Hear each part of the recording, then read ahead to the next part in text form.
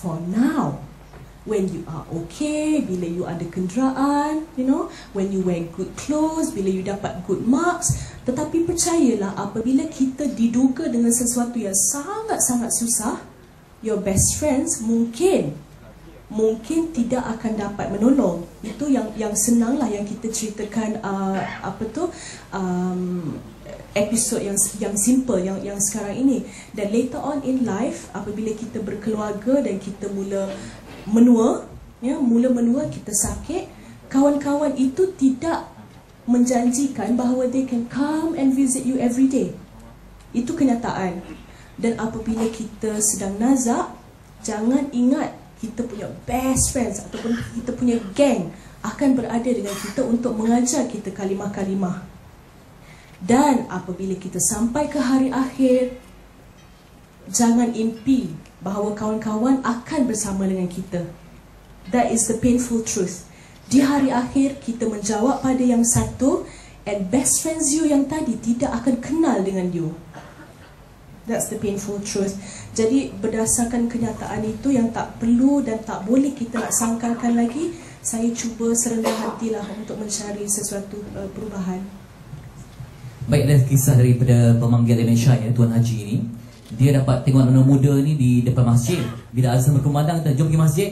Jadi anak muda ni pun protes. Dia kata, kan Tuhan buat syurga neraka. Kalau semua masuk syurga, siapa nak masuk neraka? Faham Tuan Haji?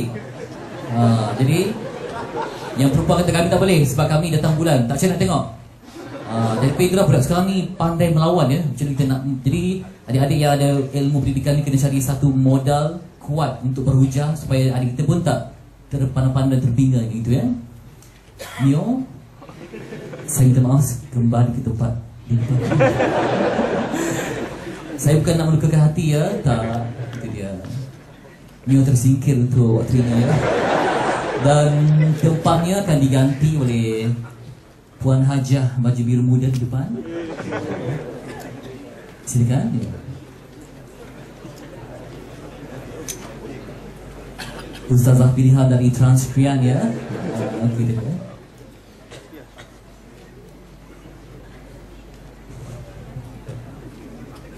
Boleh perkenalkan nama? Bismillahirrahmanirrahim. Nama diberi Siti Syakira binti Abdul Mukti. Ya, jurusan? Kejuruteraan Elektronik tahun 3. Nio? Inilah jodoh untuk anda ya. Bertemu di majlis ilmu insyaAllah ada barakah ya. Bukan di tempat yang lama ya. Minta maaf adik ya, kita mengganggu Puan Hajah. Jadi nak tanyalah, cabaran dan masuk ke tahun 3 nak bergraduasi ni, sering fikirkan masa depan, kerisauan. Jadi dah tak sebarang soalan untuk Ustaz yang sesuai dengan apa yang anda alami sekarang ya. Cabaran tahun 3 setakat ni mungkin masalah bagi personal akademik lah. Kalau contoh memikirkan pasal kerjaya, ada ke syarikat-syarikat atau pekerjaan InsyaAllah ada pekerjaan pada ni kita macam mana? Dah menangis tak boleh. Bimbang kerjaya ya, ada buat solat hajat tak untuk memudahkan perjalanan hidup? Ada. Usaha tu ada, tapi macam mana? Mungkin Allah tak bagi lagi dia punya kejayaan di dunia ni macam tu lah. Okey, dengarkan komen pengkritik Ustaz ya. Macam mana kebimbangan antara kerjaya, nanti kita bimbang dah lah kerja tak ada, nanti tak berkahwin. Sebab sekarang ni fenomena wanita berkahwin lewat satu sangat serius ya. Jadi bukan saya nak mendoakan tak berjodoh. Nio dah sedia sana. Cuma Ustaz, realiti yang menyakitkan lah, cabaran untuk kekal dalam ni. Sekarang apa tu orang dah sabar.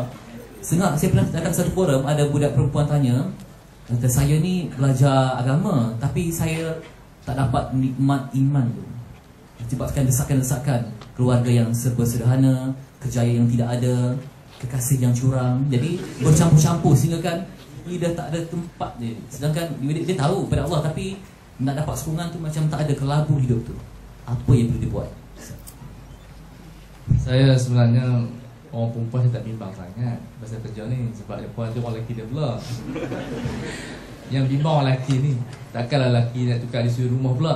Dia buat tawaran, saya ingin disuruh rumah saja. Minanglah saya yang ni. Tapi jangan takut, sebab apa sebenarnya kalau kita faham konsep Quran tadi, adik tanya bagaimana kita nak membina remaja. Sebenarnya pembinaan remaja melalui pengajian yang panggil maqasid. Maqasid maksud dia goal.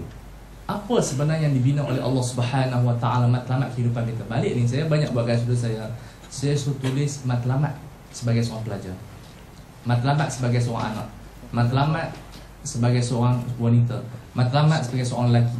Kita mesti belajar yang dipanggil ilmu maqasid.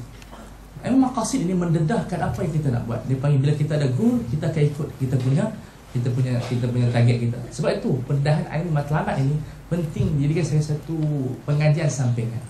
Ini ilmu maqasid. Maqasid ini luas. Kita punya goal kita cukup luas. Bila kita ada matlamat, perasaan gusar seperti adik dia tidak ada. Sebab matlamat kita yang pertama ilmu, bukan kerja. Itu membebaskan kejahilan. Dan kita ingin membakti kepada masyarakat. Sebab bagi saya pun, saya dulu pun fikir kerja juga. Tapi bagi saya ada satu matlamat. Saya nak mendalami ilmu seluas-luasnya. Jadi saya di Mesir hampir 10 tahun. Saya tidak fikir tentang kerja, saya fikir tentang ilmu. Kemudian saya balik, saya berkhidmat untuk ilmu. Saya buat kelas percuma dan sebagainya. Alhamdulillah, Queen minta untuk turun di sana. Sebab bagi saya konsep pekerjaan ini satu benda yang rezeki daripada Allah. Tetapi mesti kita niat dulu yang betul, ingin mendapatkan ilmu. Sebab kerjaya ini satu benda tidak dijamin, tetapi rezeki dijamin. Ini kita punya akidah. Rezeki dijamin. Tanya Kat, bila bertukar daripada lakonan, rezeki lain ada. Fitri begitu juga, bila bertukar masuk jadi pengacara, rezeki lain. Sebab kita jangan terikat dengan satu kerjaya. Orang yang berjaya, dia selalu create new something. Tidak semestinya kita kerjaya kita. Banyak orang yang berjaya. Saya tengok ada seorang sahabat saya, Imran, I love Islam. Bukan I love you. Jadi I love Islam. Umur dia, masa dia belajar berhenti medik, baru tahun 2. Sekarang jadi orang usahawan yang berjaya, baru umur 25. Dikatakan dah millionaire. Kerana dia kreatif. Orang yang hebat ni dia kreatif. Dia tidak semestinya kamu jadi bidang engineer, kamu akan jadi engineer. Tapi kamu minat, insya-Allah Tuhan akan bagi berdasarkan kemampuan kita. Tapi jangan bimbang, sebab apa? Satu benda yang berkaitan ekonomi yang salah. Bila tidak ada peluang pekerjaan, kita kata sumber tak cukup, kerjaya tak cukup. Sebenarnya kalau kita tengok ikan-ikan di laut cukup begitu. Hari-hari nelayan kutip, tapi ikan lebih luas. Sebab itu jangan memikirkan soal dalam bentuk sumber tidak cukup. Tapi kita fikirkan apa yang kita nak sumbang. Saya sekarang ni, kita pelik. Kita banyak fikir tentang hak. Pelajar-pelajar mesti fikir tentang nak tunaikan tanggungjawab terhadap umat. Sebab itu kita di Kuala Lumpur itu kita buat fake umat. Ada yang datang fake umat convention.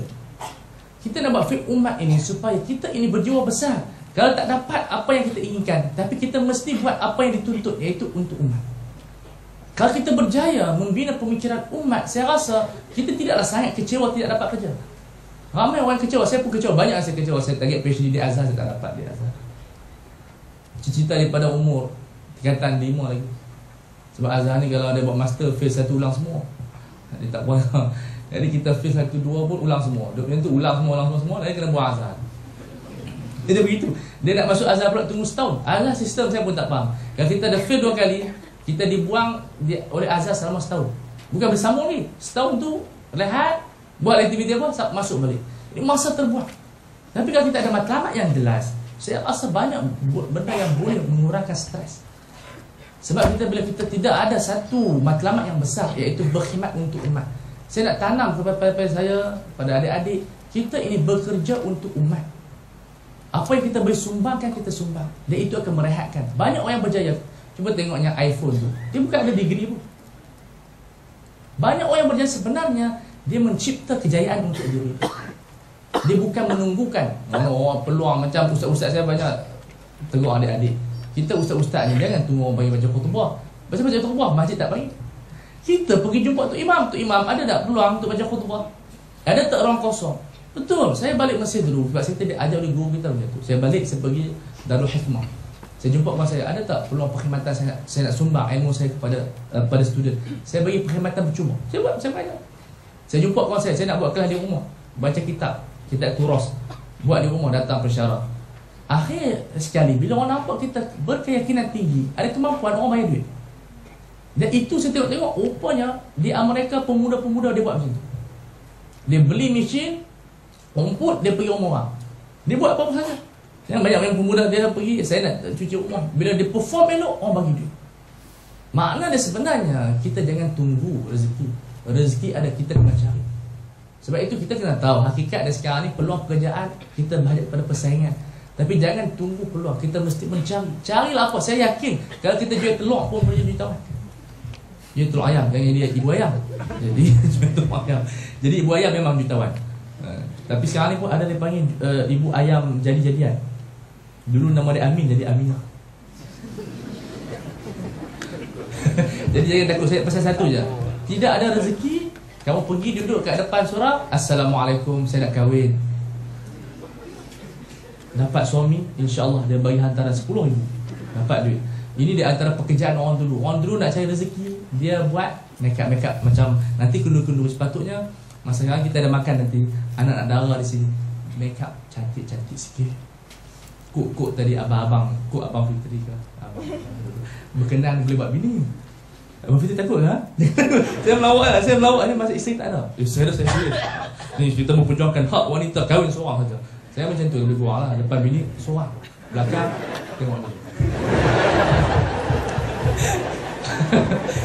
Jadi orang perempuan jangan takut. InsyaAllah dapat suami handsome macam ni, Allah ni'mat. Walaupun dia dibuli, kamu boleh buli dia.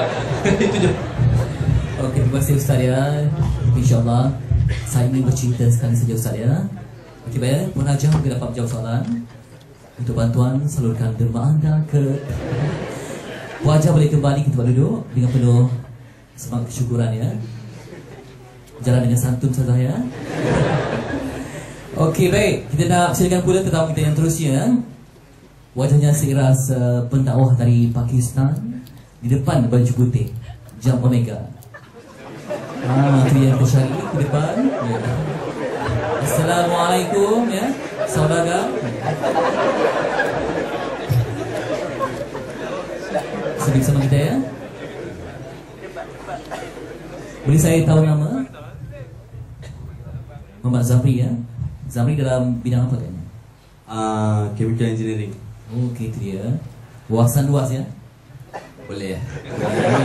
Tak boleh macam tu. Sebab penting dalam kita ni kena ada intonasi kehidupan. Kalau kita kata bagaimana, kena bagaimana, tak boleh bagaimana, nanti jangan berliku. Bagaimana. Jadi persoalan kena tegas. Ya, tak boleh macam kalau kita tanya ustaz pun, ustaz, perlu suara yang tegas, tak boleh ustaz. Ustaz imannya perlu roh, kita pun tak pasti. Jadi perlu pada suara yang tegas untuk membina keyakinan muslimah sejati yang jadi hujatul Islam, pejuang-pejuang yang bisa menegakkan hujah ya, bukan walaupun kita Melayu tapi jangan biarkan terus Melayu. Baik, sebelum kita bersama dengan pendakwah, jadi ada sebarang soalan yang mungkin kita cari di ujung sana. Nak tanya soalan, silakan.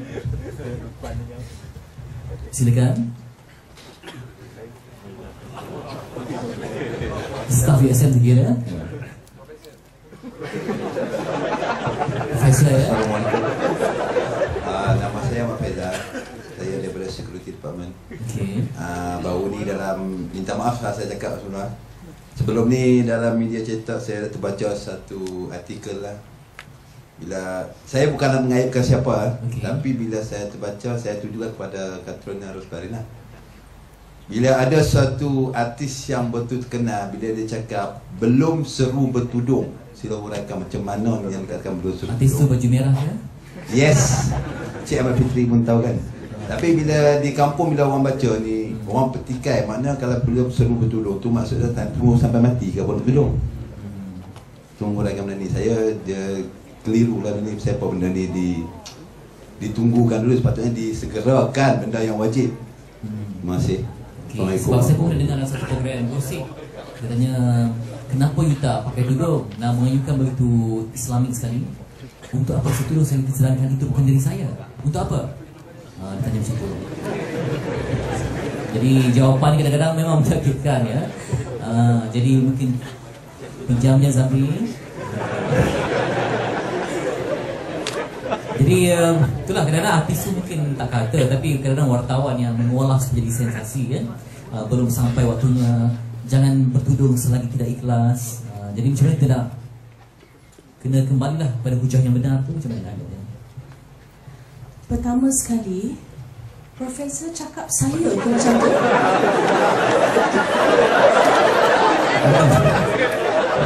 Are you actually accusing me?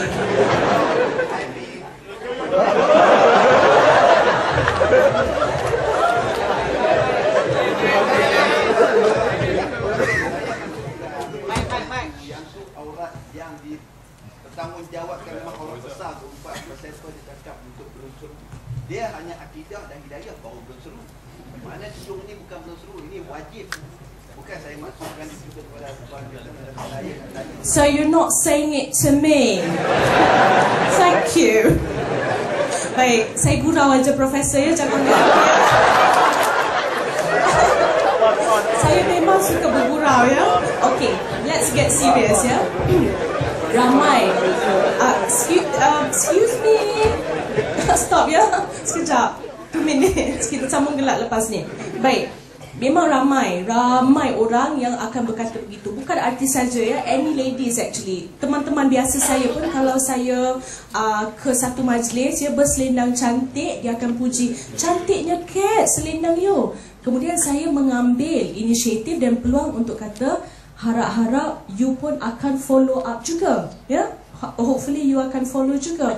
Kemudian dia akan jawab, oh I belum sampai lagi seru I ya? Belum sampai lagi seru I.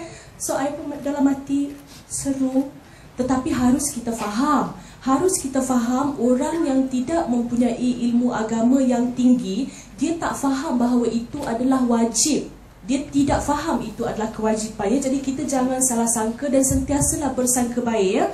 Not everybody yang dilahirkan sebagai seorang Muslim mengerti dan memahami bahawa menutup kepala itu, bertudung, berjilbab atau berhijab itu adalah kewajipan. To them adalah seruan hidayah ya. Nombor dua, apabila kita merasakan kawan kita tu cuba nak mendalami agama ya, cuba nak mengerti, then take that opportunity untuk kita explain penuh hikmah ya, dengan penuh hemah, katakan bahawa sebenarnya menutup kepala ataupun bertudung ini sudah pun termaktub dalam Al-Quran. Ada surah An-Nisa ya Ustaz. Dalam surah An-Nisa sudah pun diberitahu bahawa ladies An-Nur, dalam surah An-Nur bahawa ladies perlu menutup daripada kepala sampai ke dada. Jadi kalaulah kita dengar ataupun kita baca coretan-coretan di akhbar, saya juga minta agar kita tidak terlalu keras dalam kita menghukum artis contohnya, sebab macam yang saudara Fitri kata tadi, ada waktunya bukan mereka yang kata macam tu, datang daripada wartawan. Contohnya, saya ambil contoh saya Kat, you sekarang dah berkahwin kan? Agak-agak bila you nak bertudung? Jadi mungkin saya akan jawab, InsyaAllah soon. Lepas tu perangkap, tapi kalau kita tak ikhlas tak payahlah kan? Betul? Ya? Wartawan akan tanya, tapi kalau kita tak ikhlas tak payahlah kan? Tak baik pula, berdosa pula wartawan. Kemudian saya pun, betul juga kalau kita tak ikhlas. What for? Saya pun, betul lah, yelah kalau kita tak ikhlas buat apa? Kan? Jadi keluar di akhbar 2-3 hari kemudian, Catriona tidak akan bertudung sehingga hatinya merasa keikhlasan. Contohnya kan, you all baca, ya Allah Kat, contoh. Tetapi ada antara kita juga yang macam saudara Fitri katakan tadi, dan saya juga tengok, saya sangat rasa ralat dan sedikit sakit hati, sedikit tercabar. Like, how can you actually say that? Sebab itu, that was verbal ya, itu adalah pengucapan, maknanya tidak akan ada editing yang perlu kita risaukan. Jadi saya mendoakan ya, kita sebagai Muslim, tolong saya seru kepada adik-adik semua, tuan dan puan, kalau kita terlihat, terdengar, merasai sesuatu yang tidak elok, yang kita merasakan sedikit tak senang hati, selalulah kita beristighfar dan mendoakan dia supaya dia diberikan hidayah oleh Allah Ta'ala, dan setiap malaikat di sekeliling kita akan mendoakan kita kembali, ya. Jadi jangan kita selalu buruk sangka, ya Profesor. Betul, saya suka Profesor tanya. Kita ada dua kemungkinan. Satu, di-trick oleh wartawan, dan kedua, tidak semua orang mempunyai ilmu tentang penutupan aurat itu bagaimana, ya. Semoga Profesor jelas, ya. Sebab kalau orang kata tak sampai seru, jawapan yang paling mudah, azan diseru 5 kali sehari. Jadi maksud dalam satu hari ada 5 kali seruan. Okey. Baik pada Cik Samrin. Cik Samrin nampak kurus, ya. Mungkin penuh derita hidup di kampus. Ni apa?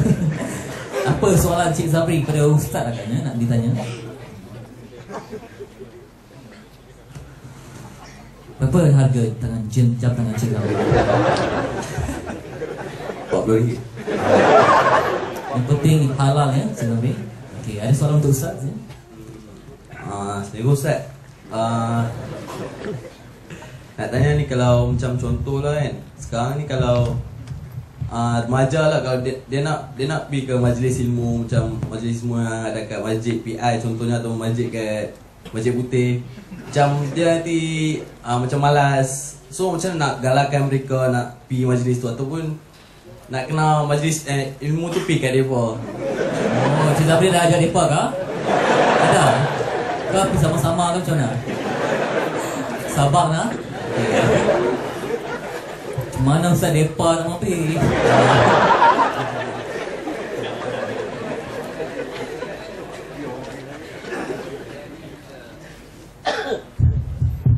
Saya tekankan bahawa ilmu ini hanya diberikan peluang waktu remaja saja. Tak diberikan kepada orang tua. Orang tua ni cepat lupa. Tak alif, ba dia, ba alif dia terbalik. Jadi alhamdu dia baca alhamdi. Orang tua kalau siapa yang pernah pengalaman ayat Quran lah, yang umur 50, baca lah ihdinas wal pangli Allah dia orang kena tampak mulut dah sekali. Jadi masa tu ni dia panggil kita punya segi psikologi ataupun saintifik pun dah lemah dah. Dia tak boleh dah. Orang tua mana. Sebab tu kita cadangkan dulu orang kata kalau nak jadi Perdana Menteri, nak jadi pemimpin, biarlah umur 45 sampai 60 saja. Atas 60 tak larat dah. Tapi kita tu kena ada perubahan. Tengok di Amerika, di mana orang muda-muda, Obama dan sebagainya. Kita je tahu orang tua-tua. Ini bukan politik, saya anti politik. Politik bid'ah. Kita ikut mazhab Wahabi kita. Bid'ah dalalah. Kulla dalalatin finnar tasyuki marah. Ini anak tak sujud hintar ni. Oh, dia cakap hilanglah. Dia selalu agree saya kata politik bid'ah, dia kata politik itu hasanah. Jadi tak bid'ah hasanah. Jadi remaja dia kena tahu satu benda. Allah hanya bagi kemampuan belajar pada waktu remaja saja.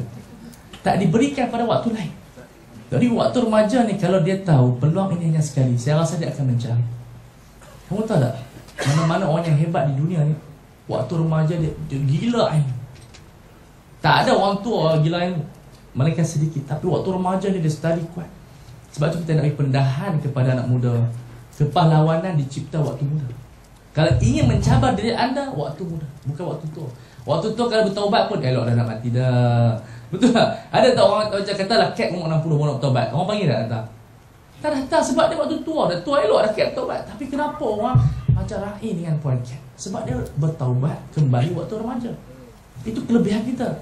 Nak membina waktu, nak membina nama, nak membina image waktu remaja. Sebab itu kita baca syair. Dia sebut apa? Kuni berman syikta waktasib adaban yughnika mahmuduhu 'anil nasabi. Innal fata ma yaquluha anadha wa laysa al fata ma yaqulu kana abi. Jadilah anak siapa pun, anak datuk, anak Tan Sri, anak ustaz ke, tetapi cari ilmu dan akhlak. Kerana kita tidak berhajat kepada keturunan. Kau bayangkan, kita jangan bangga yang datuk kita. Jangan bangga dengan bapa kita. Biar bapa kita bangga dengan kita. Ramai kata saya ni anak datuk, tapi bapa dia laknat dia. Bapa dia tak bangga pun, betul tak? Kita bangga kita belajar di USM, USM tak bangga kita pun. Betul tak? Kita mesti ubah minda. Kita nak USM bangga dengan kita. TV3 bangga dengan Abang Fitri kita. Tapi setakat Abang Fitri saya, TV3 tapi penerbit dia tak mampu, tak lama nak buang lah. Alhamdulillah saya. Alhamdulillah. Tapi makna dia, kenapa TV3 berbangga? Saya rasa TV3 berbangga dengan Fitri. Sebab kita dengar nama apa baik, kita jumpa Abang Nasir, semua puji baik-baik mereka, Masya Allah. Sebab apa? Orang berbangga dengan kita. Sebab tu kita mesti menjadi ejen yang dibanggakan, bukan membangga. Ini kata pemuda ini orang yang berkata aku adalah aku. Aku adalah engineer. Betul kan Beri? Saya rasa muka kamu macam Shahrukh Khan. Betul siapa yang menjadi isterinya? Dapat melihat Shahrukh Khan dari dekat. Tapi hantaran murah, RM5,000 je lah. Saya bimbang satu benda ni. Abang Fitri kita, hantaran mahal sangat. Dia pun kata nak beli gelang. Gelang pakai siku. Jadi kita tengok di sini, waktu remaja ni perlu kita katakan saya adalah saya bukan anak ayah saya. Kalau bina macam tu, saya rasa bukan setakat masjid, kita akan cari ilmu di gunung dan juga di lautan. Okey, clear Mamu lah.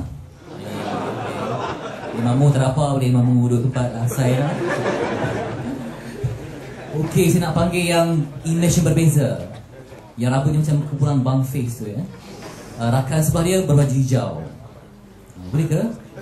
Okey dia. Akak sekejap ya. Okey, boleh. Ke depan. Okey, betul.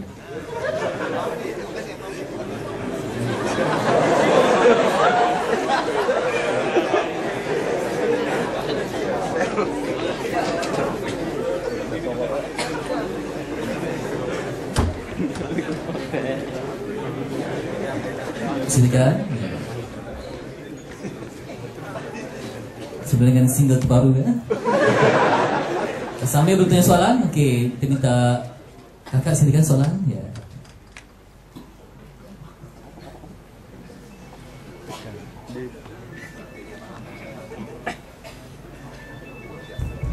Okey, Assalamualaikum. Soalan ni ditujukan kepada Ustaz Fawaz, sebab Ustaz Fawaz pun seorang tenaga pengajar di IPT. Betul tak? Masih tenaga pengajar? Oh, okey, tapi ada pengalaman mengajar di IPT ya. Saya seorang pensyarah di USM dan sebagai pensyarah, sebagaimana yang Ustaz mungkin dah mengalami, pensyarah ni dia sibuk dengan tugas-tugas yang telah diberi oleh universiti lah, seperti mengajar, membuat penyelidikan. Tetapi pada masa yang sama, adakah itu memadai untuk seorang pensyarah melakukan aktiviti yang sedemikian? Padahal pada waktu yang sama, kalau kita anggap pelajar kita sebagai peluang untuk kita berdakwah, menyampaikan mesej Islam kepada student kita, misalkan kita lihat suatu pelajar Islam tak pakai tudung, okey, pelajar Islam tak pakai tudung di dalam kuliah kita, adakah kita sanggup menegur secara berhikmah kepada pelajar Islam tu mengenai listing lah kan, bab tak tutup aurat tu adalah satu kesalahan untuk seorang wanita Islam. Jadi Ustaz boleh elaborate tak? Ustaz faham tak apa yang saya cuba tanya? Boleh elaborate tak? Misalnya kalau Ustaz mengetahui ataupun seorang student Islam wanita lalu di depan Ustaz di kampus, benar tak yang tak tutup aurat? Apakah yang Ustaz akan lakukan lah? Terima kasih Dr. Soeha wajar Dr. ya.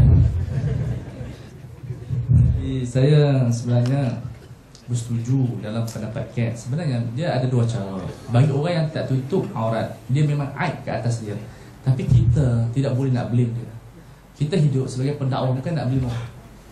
Jadi kita sebagai pensyarah, yang perlu kita hidupkan zaman sekarang kita lihat, iaitu guru tidak menjadi pendakwah. Saya ada buku, insyaAllah kita akan keluarkan, tapi terjemahan tu ada masalah sikit kalau saya buat, iaitu etika seorang guru. Kita nak ilmu guru ini bukan setakat di universiti, tapi keberkatannya nampak kepada masyarakat. Barat telah berjaya membuang kita hanya menjadi guru semata-mata. Sebenarnya guru ini tabiatnya pendakwah. Dia tidak boleh terpisah. Sebab itu kita katakan perlu ada syllabus daripada pendidikan bawahan kita ilmu ini bukan sahaja ilmu, tetapi kita adalah orang yang mendidik. Sebab kita adalah orang yang menyinarkan cahaya. Kalaulah dakwah itu hilang daripada guru, siapa yang nak dakwah lagi? Tidak ada orang. Takkan nak suruh mekanik, mama otik canai, dia apa semua nak dakwah? Boleh, tapi guru lebih dekat dengan anak murid. Cuma pendekatan yang digunakan iaitu mesti pendekatan sayang. Saya lebih suka kepada pendekatan tasawuf seperti Kat kata. Kita nak kasih sayang kita ni menyelubungi semua orang. Sehingga kan kalau kita melihat anjing, kita nak bagi anjing makan. Kalau kita tengok di Malaysia, Abang Fitri kita tengok anjing, kita takut sama lah, lari 1000. Ulama tasawuf dia tengok anjing, dia bagi makan. Anjing hina daripada orang tak pakai tudung lagi.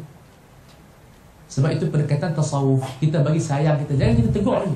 Oh, apa tak pakai tudung haram? Minta maaf Prof, saya bukan jenis orang yang kalau kita nak bergaduh kat luar, jangan apa-apa kan. Jadi kita katakan di sini, pendekatan kita banyak melihat kepada, kita nak judge orang. Orang ni salah, orang salah. Kita tak dituntut gitu. Kita bala, kita duduk dengan dia sayang. Saya beri contoh lah, dulu nenek saya, boleh ambil masa sikit lagi. Kat tak apa, dia macam ada beradik lah. Cuma orang ni, Kat sedih, dia beritahu saya, dia pun tak jam wudu. Jadi ada seorang tok guru ni, dia nama Syekh Abdul Rahman Al-Jarumi, sebenarnya nenek saya. Jadi dia nak selesaikan masalah orang tak main judi sabuk ayam. Dia buat macam mana? Dia ajak makan nasi dulu. Nasi ni penting. Ajak makan nasi. Jadi sebelum orang nak main judi dulu, dia ajak makan dulu. Orang judi seronok, orang muda-muda ni, kalau kita bagi nasi dia makan. Bukan sekat satu pinggan, kali pinggan dia makan. Orang muda ni. Jadi dia ajak makan, hari-hari dia ajak makan. Orang anak muda dia seronok, tok guru ajak kita makan ni. Kemudian dia tolong tilik pula. Ni ayam ni menang ni, ayam ni kalah. Tok guru ni pandai tilik ayam yang menang-menang. Kemudian dah berminggu-minggu makan nasi, tok guru nampak, puan ni macam sayang kat aku. Jom kita semayang. Dia juga nak semayang. Semayang dulu lah, semayang macam paksa. Malu kat tok guru, dia kena perangkap lah. Dia semayang lah. Tok guru ni tak sentuh langsung bab judi. Tak sentuh langsung. Jadi semayang punya semayang, nampak seronok semayang lah. Elok kita tinggal judi tu, bukan seronok sangat pun. Kita mengaji, betul itu guru. Manusia dia bukan jenis menerima satu perkara ini secara total. Kata Sayyidina Aisyah, kalau Nabi datang, ini haram, ini halal, ini haram, seorang pun tak masuk Islam. Ini kelemahan kita. Ada satu kisah Hasan al-Banna, satu contoh yang boleh mengingatkan hati. Hasan al-Banna ada seorang kawan dia, berfikiran komunis, guru sekolah, dia guru sekolah yang anti kepada Hasan al-Banna rahimahullah. Hasan al-Banna ni seorang penyayang, dia cinta orang, jumpa orang semua dia cinta. Dia bagi salam, Assalamualaikum cikgu, tak jawab. Assalamualaikum cikgu, tak jawab. Berapa lama? 5 tahun. Kita tak jawab. Orang Kedah ni kalau belum tak orang Kedah dia kasar sikit, hati lembut. Jadi dia bagi salam, tak jawab 5 tahun. Sampai dia boring sangat, Hasan balik bagi salam kat dia, dia tanya, ni Tuan Syekh, duk bagi salam ke saya buat apa? Saya ni benci pada Tuan Syekh. Kata Hasan al-Banna, aku cinta kamu. Menitis air mata, menangis. Dan ikut Hasan al-Banna dan bertaubat, kemudian baca masurat dan berdakwah.